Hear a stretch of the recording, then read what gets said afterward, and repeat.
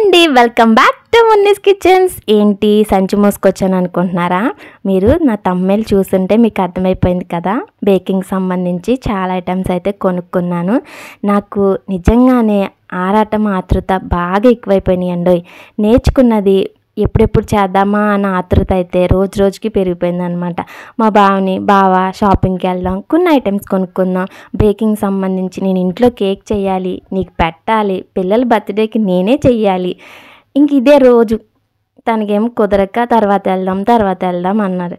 సరే అని ఊరుకున్నా. సడన్గా నడు వెళ్దామని ఒకరోజు చెప్పగానే ఇంక చెప్పడం ఆలస్యం, అడగడం ఆలస్యం, పరుగు నడు అని. ఈ ఆరాటంలో నిజంగానే ఏం కొనుక్కోవాలో అన్నది కూడా మర్చిపోయి ఒక పేపర్ మీద రాసుకుని వెళ్ళాలి కదండి, రాసుకోకుండా వెళ్ళిపోయాక ఆ షాప్ని నెతకడానికి కొంచెం టైం పట్టింది. విజయవాడ కదా, అడ్రస్ పెట్టినా కొంచెం కన్ఫ్యూజ్ అయినా నెతుక్కుని తీసుకెళ్లారు మా ఆయన. సరే కదా, వెళ్ళగానే మైండ్ అంతా బ్లాక్ అయిపోయింది. అంటే అన్ని ఐటమ్స్ చూడగానే ఏం కొనుక్కోవాలని కూడా నాకు అర్థం కాల. నాకులాగే మీరు చేసుంటే మాత్రం కామెంట్ సెక్షన్లో కామెంట్ చేయండి.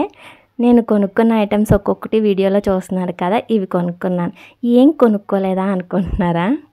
అన్నీ కొనుక్కుని అసలైంది మర్చిపోయానండి.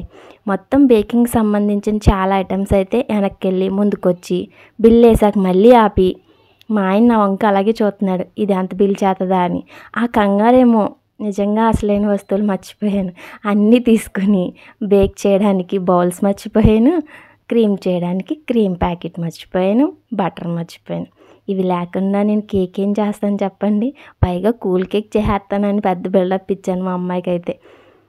అత్తానికైతే ఇవన్నీ కొనుక్కొచ్చి అవి మర్చిపోయాను. పోనీ వెళ్దామా అంటే అది ఎక్కడో టూ టౌన్లో ఉంది.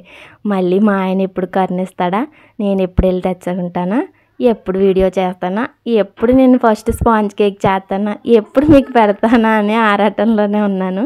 ప్రస్తుతానికైతే ఈ వీడియో నచ్చితే ఒక లైక్, షేర్, సబ్స్క్రైబ్.